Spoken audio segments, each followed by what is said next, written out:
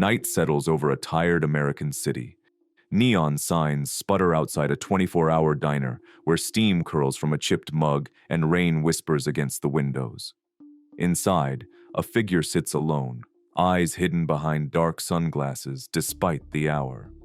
The waitress pours another refill without asking, and you can feel the weight of unspoken stories in the air. Across the booth, your companion leans in and speaks quietly.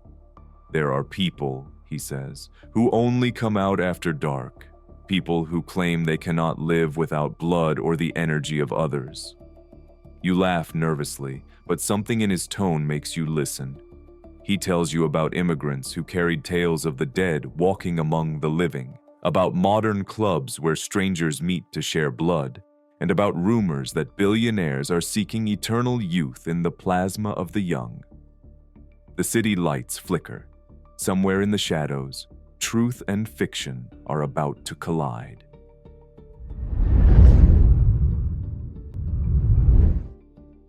The vampire legend did not originate in a Hollywood studio.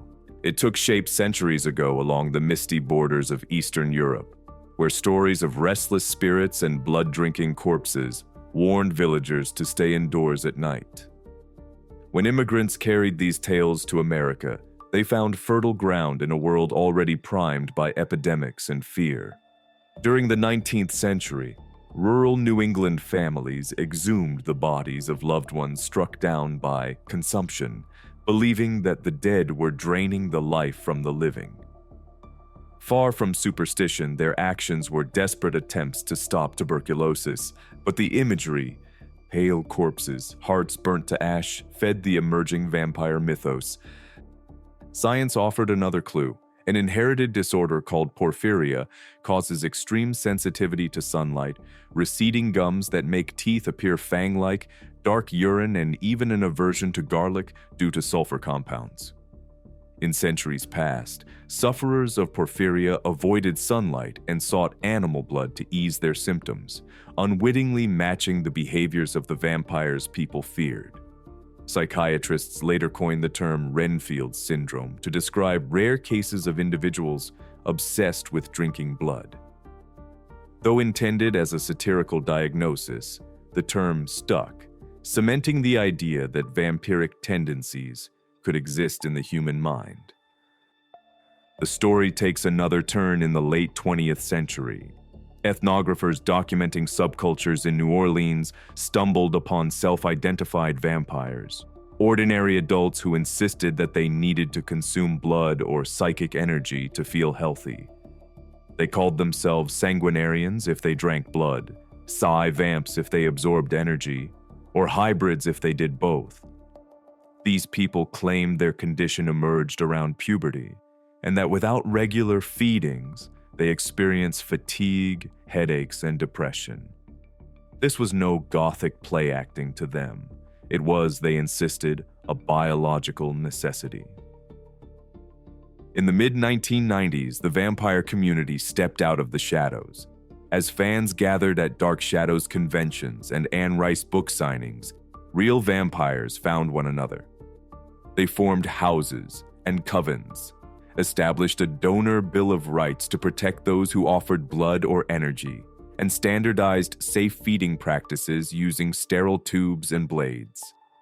Anthropologists noted that these communities were diverse in age, gender, and belief, but united by their conviction that feeding was vital to their well-being. For the first time, journalists wrote about these modern vampires, sparking both fascination and ridicule. The public's reaction oscillated between curiosity and fear as mainstream media grappled with the idea that people who drink blood could be your neighbor or coworker. While vampire subcultures were organizing, a very different headline erupted. In 2017, a California company called Ambrosia announced it would sell transfusions of plasma from donors aged 16 to 25 to older clients for $8,000 per treatment. The founder touted animal studies, suggesting that young blood rejuvenates old bodies, and reports surfaced that technology moguls were interested in the procedure. Television shows lampooned the concept of blood boys, but the underlying idea that the wealthy could buy youth from the veins of the young was undeniably vampiric. Hundreds signed up, critics denounced the lack of scientific rigor, and regulators expressed alarm. Suddenly, the word vampire was back in the news, not as fiction, but as a metaphor for real medical experiments. Not all encounters with vampirism were consensual or clinical. In 1996, a group of teenagers in Kentucky calling themselves the Vampire Clan drove to Florida, where their leader, 16-year-old Rod Farrell, murdered the parents of one of the members. Farrell had cultivated an identity as a 500-year-old vampire and performed rituals involving blood drinking before the attack. 2 decades earlier, serial killer Richard Trenton Chase, dubbed the Vampire of Sacramento, murdered 6 people and drank their blood, acting under the delusions of severe mental illness. These crimes horrified the public and reinforced fears that anyone claiming to be a vampire posed a deadly threat. As the 21st century progressed, research and reality tempered the vampire myth. Physicians studying Porphyria emphasized that while the disease's symptoms mirror folkloric descriptions, patients require medical treatment, not blood. Psychiatrists underscored that Renfield syndrome was never a recognized diagnosis and originated as a parody of psychiatric categorization. Such cases, when they occur, are better understood as manifestations of broader mental disorders rather than proof of hidden species. The real vampire community, meanwhile, became more organized and outspoken. Members emphasized consent and safety in their feeding practices, cultivating donor networks and advocating for understanding. Researchers noted that these self-identified vampires were diverse in background and generally healthy, aside from their belief in a biological need for blood or energy. At the same time, mainstream psychology adopted the term energy vampire to describe manipulative individuals who drain others emotionally. The phrase caught on, reframing vampires not as supernatural beings, but as a metaphor for toxic relationships.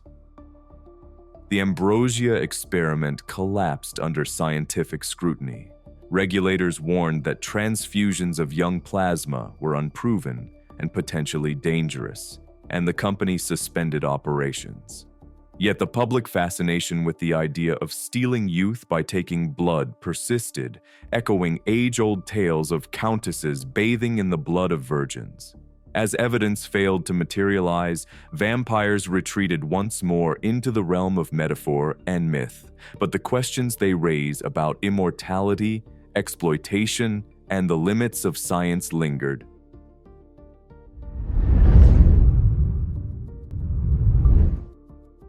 Supporters of the vampire reality hypothesis draw on medicine, community testimony, and conspiracy lore to argue that vampires walk among us. Medical vampire diseases. Porphyria, an inherited disorder that disrupts heme production, is central to this claim. Sufferers experience extreme sensitivity to sunlight, leading them to avoid daylight, and repeated attacks cause gum recession that exposes teeth like fangs. Dark urine may have led observers to believe they drank blood, and physicians once recommended animal blood to relieve symptoms. Advocates note that Porphyria cases were recorded among European nobility, giving rise to rumors of aristocratic vampires. They argue that a more extreme form of the condition could create a physiological craving for iron-rich blood, making some individuals feel better after drinking it. Proponents also point to rare instances of clinical vampirism. The term Renfield syndrome describes an obsession with blood and is cited in psychiatric literature as far back as the 19th century. Some individuals derive sexual or psychological pleasure from drinking their own or others' blood, and these cases have been offered as evidence of vampiric behavior rather than delusion. The fact that blood-drinking urges appear across cultures suggests to believers that such impulses may have biological roots rather than being purely cultural constructs.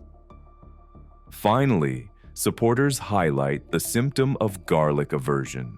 Porphyria patients experience painful attacks when exposed to sulfur-rich foods like garlic, which may have contributed to the folklore that vampires fear garlic. Together with sensitivity to light and an appearance of fangs, this creates a compelling picture of how an actual disease could produce behaviors and appearances that inspired vampire tales. Real vampire communities.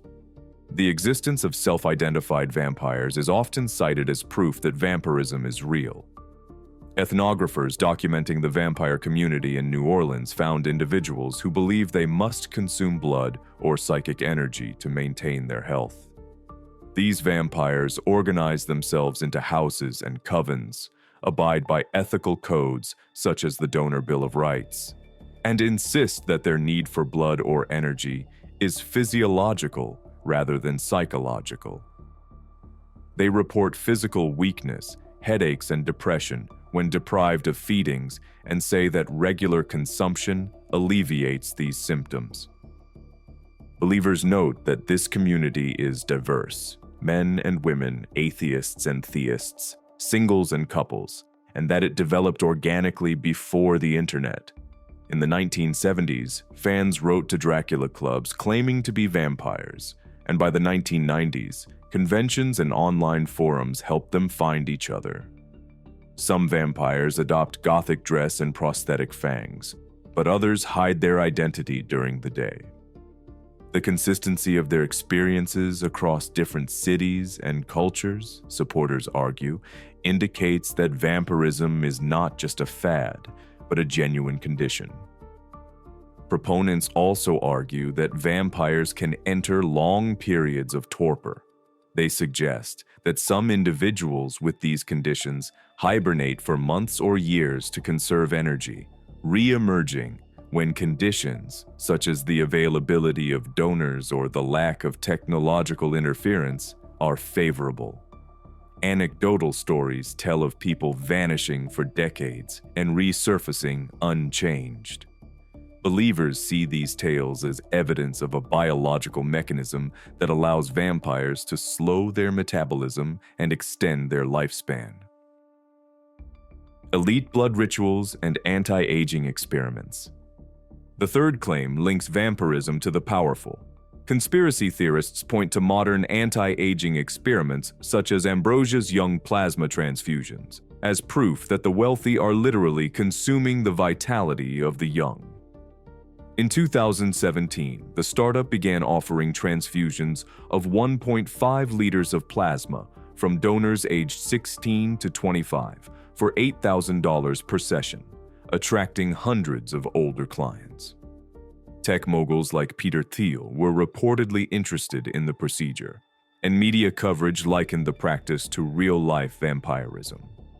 Advocates argue that if such clinics operate openly, more secretive experiments might exist. They also invoke historical precedents.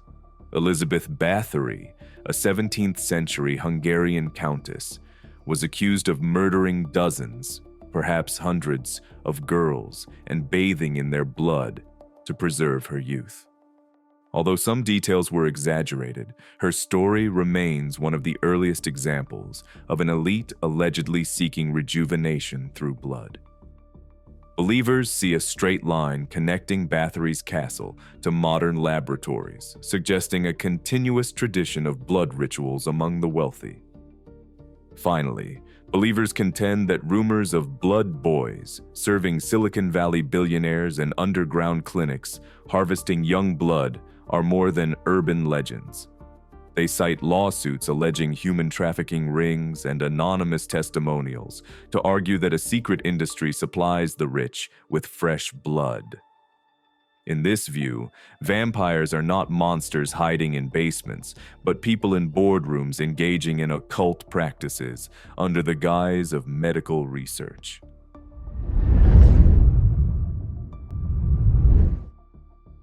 Skeptics respond to these claims by grounding the discussion in medical science, psychology, and critical thinking. Physicians who specialize in porphyria emphasize that while the disease's symptoms align with vampire folklore, it does not create a craving for blood. Treatment involves managing pain, providing supportive care, and sometimes stem cell transplants, not drinking blood. Historical recommendations to consume animal blood reflected a limited understanding of nutrition, not evidence that sufferers were vampires. The condition is rare, and those afflicted deserve compassion rather than suspicion. Psychiatrists note that Renfield's syndrome was coined as a parody of psychiatric jargon and never appeared in diagnostic manuals. The few documented cases of clinical vampirism involve individuals with severe mental illness, such as the vampire of Sacramento, Richard Trenton Chase, whose blood drinking was part of broader psychosis. These behaviors do not indicate a separate species, but rather mental health crises requiring treatment and, in some cases, criminal intervention. Moreover, scientists point out that no physiological mechanism exists to require human blood for survival. Humans obtain iron and nutrients through diet and supplements. Claims of increased vitality from drinking blood are better explained by placebo effect or psychological reinforcement than by biology. Thus, while medical conditions inspired aspects of the vampire myth, they do not prove the existence of supernatural creatures. Anthropologists who study vampire communities observe that self-identified vampires construct an identity around their perceived need for blood or energy. This identity provides a sense of belonging and meaning in a world that marginalizes unconventional experiences. However, there is no scientific evidence that these people are biologically different from anyone else. Their reported symptoms of weakness or depression when deprived of feedings may stem from psychological conditioning or underlying mental health issues. The ethical codes and communal structures of vampire houses demonstrate a serious attempt to self-regulate, but they also underscore that these groups operate within human social norms. Researchers highlight that many vampires maintain jobs, relationships, and responsibilities, contradicting the idea that they are predatory outsiders. The notion of hibernation appears in folklore and modern anecdotes, yet no documented case shows a human sleeping for years and emerging unchanged. Such stories may be allegories for depression, chronic illness, or spiritual retreats. The energy vampire metaphor has gained traction in psychology to describe people who drain others emotionally. This concept reflects interpersonal dynamics rather than supernatural beings. In this context, vampires are an analogy for toxic relationships, not literal creatures lurking in the dark. Overall, evidence suggests that vampire communities are cultural and psychological phenomena rather than proof of immortal beings. Scientists and regulators treat young blood transfusions with skepticism. Ambrosia's study lacked a control group, and its founders' claims of positive results were met with criticism. The Food and Drug Administration warned consumers that such procedures were unproven and could pose risks. Soon after, the company paused operations. Researchers argue that while heterochronic parabiosis in mice shows promise, it has not been proven to extend human life. Comparing these experiments to vampirism is a dramatic metaphor, not a literal truth. Historians caution that stories of Elizabeth Bathory's bloodbaths were recorded long after her death and may have been sensationalized to justify her arrest and the seizure of her lands. While her cruelty is documented, the vampire angle likely grew from moralistic and political embellishment. Likewise, rumors of blood boys and underground clinics rely on anonymous anecdotes without verifiable evidence. Many such stories echo themes of exploitation and inequality rather than describing actual vampiric rituals. Finally, claims that the elite are hiding blood rituals draw on broader conspiracy narratives about secret cabals. Without credible documentation, these theories function as social allegories, highlighting the parasitic nature of wealth accumulation. They may contain kernels of truth about unethical scientific practices or exploitation, but they do not prove that vampires walk among us.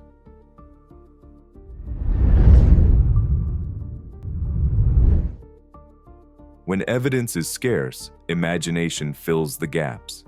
Here are 4 speculative theories that attempt to reconcile myth with modernity. Imagine a genetic mutation inherited from ancient ancestors who suffered from porphyria or related disorders.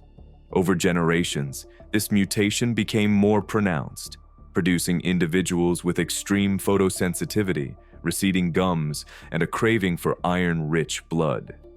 In small, isolated communities, these traits could have allowed carriers to survive by consuming animal blood when other food sources were scarce. Their unusual behavior and appearance frightened neighbors, giving rise to vampire legends. Today, the mutation may lie dormant, triggered only by specific environmental factors, perhaps explaining stories of vampires appearing and disappearing across centuries. In this thought experiment, hibernation becomes a biological strategy. When resources are scarce or sunlight exposure increases, individuals with the mutation slow their metabolism and retreat to dark spaces, emerging only when conditions improve. This aligns with folklore of vampires sleeping in coffins and rising at night. Modern science has not identified such a mutation, but advances in epigenetics suggest genes can switch on and off in response to stress or diet. If such a condition exists, it would represent a fascinating adaptation rather than a supernatural curse. This theory invites us to consider how genetic differences can inspire myths. Conditions like porphyria, albinism, and catalepsy were misunderstood for centuries, leading to fear and legend. By treating vampirism as a genetic relic, we confront our tendency to demonize what we don't understand and recognize the people behind the legends. Another possibility steps beyond biology. In many cultures, there are stories of unseen entities that feed on human life force, spirits, jinn, or demons. Psychic vampires, or psi-vamps, may represent an interaction with such entities. Supporters of this theory propose that energy parasites attach themselves to empathic people, draining their vitality. They avoid sunlight because intense electromagnetic radiation disrupts the subtle energies they consume. They are also sensitive to geometric patterns, finding comfort in natural curves, but discomfort in the right angles of modern cities, which interfere with energy flow. According to this idea, some humans can sense these entities and consciously or unconsciously channel them, explaining why certain individuals feel an urgent need to drain energy from others. This aligns with the real vampire community's reports of weakness and headaches when deprived of energy. It also mirrors psychological theories. People who manipulate and exhaust those around them could be seen as manifestations of energy parasites. Though there is no empirical evidence for energy parasites, the concept serves as a metaphor for toxic relationships and environmental stressors. At its core, this theory asks us to explore the invisible forces, psychological, social, or spiritual, that affect our well-being. Whether vampires are creatures from another dimension or symbols of interpersonal dynamics, the idea reminds us that our environment and relationships can either nourish us or drain us. Hibernating immortals. In this speculative scenario, a handful of humans discovered a way to drastically slow aging, perhaps through rare alchemical practices or exposure to ancient mineral springs. These immortals live for centuries, moving between cities and cultures and adopting new identities. To survive, they periodically withdraw into deep sleep, allowing their bodies to regenerate. In folklore, this manifests as vampires sleeping in coffins during the day. Modern science has documented animals that hibernate for extended periods. Applying this concept to humans invites us to imagine the physiological changes required for such torpor. If immortals existed, they might avoid sunlight to prevent cellular damage and might develop rituals to maintain their energy levels. They could be repulsed by the strict geometries of modern architecture, preferring organic shapes that resonate with natural rhythms. The theory also explains why vampire myths persist across cultures. These immortals would reappear every few generations, inspiring new stories before vanishing again. While there is no scientific basis for human immortality, the dream of extending life through hibernation reflects our deep desire to escape mortality. This thought experiment challenges us to consider how myths evolve. Immortal beings sleeping in secret chambers may be symbolic of the desire to retreat from society and its relentless pace. They may also represent the cycles of human history, where ideas and cultural motifs lie dormant for decades before resurfacing in new forms. The final theory abandons literal interpretations and treats vampires as metaphors for exploitation. In this view, those who hold power and wealth are the real vampires, not because they drink blood, but because they siphon resources and vitality from society. The ambrosia plasma transfusion story, in which older clients paid thousands of dollars for young blood, becomes a literal expression of this metaphor. The old consuming the young to prolong their own lives. Tales of countesses bathing in blood and billionaires with blood boys serve as allegories for systemic inequality. This interpretation aligns with the idea that vampire stories persist because they speak to our social anxieties. When we call someone a vampire, we accuse them of taking more than they deserve, of draining others without giving back. The myth allows us to criticize power structures in a dramatic way, framing exploiters as monsters. By viewing vampirism symbolically, we can engage with complex issues, aging, wealth disparity, medical ethics, through the lens of folklore. Ultimately, this theory suggests that our fascination with vampires is not about supernatural creatures at all, but about the ways in which humans treat one another. The vampire becomes a tool for examining greed, privilege, and the ethics of scientific progress. It offers a stark reminder that sometimes the real monsters are us.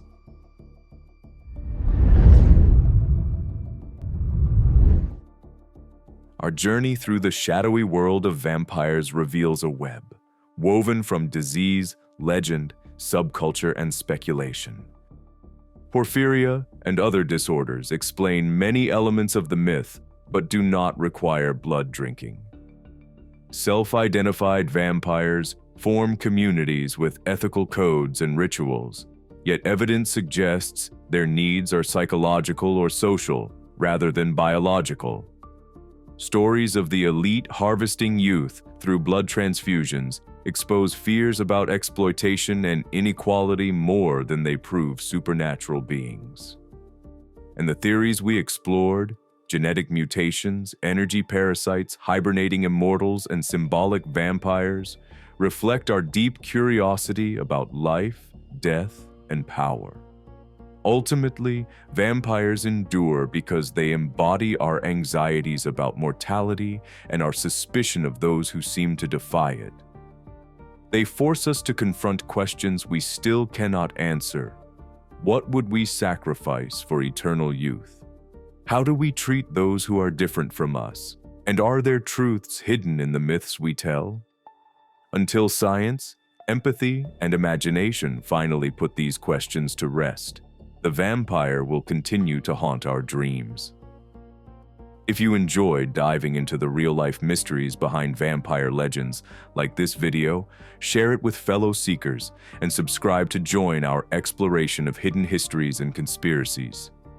Do you think real vampires might exist, whether as genetic anomalies, energy parasites, or metaphors for the powerful? Share your thoughts and your favorite vampire stories in the comments below.